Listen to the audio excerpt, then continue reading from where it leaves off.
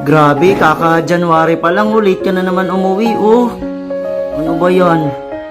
Late ka ng 1 oras at kalahati. Ano? Sige, kaka-January lang, lungkot-lungkutan ka na naman. Ano? Late ka na naman. Pasalubong kasi ako.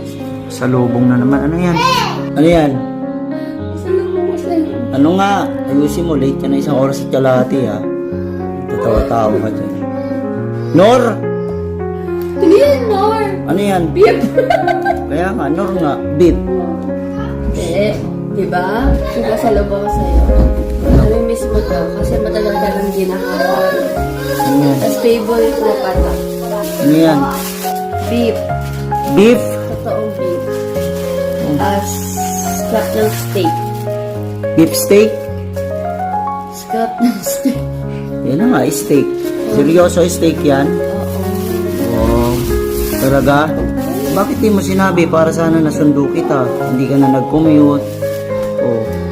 Hindi ka na naabala pumili niyan. Kasi nagagalit ako.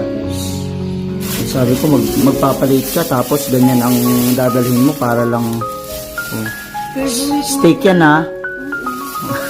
Sige na, kiss mo na ako. Hindi na magalit, steak pala eh. Steak ha. Steak ka sa akin mamaya.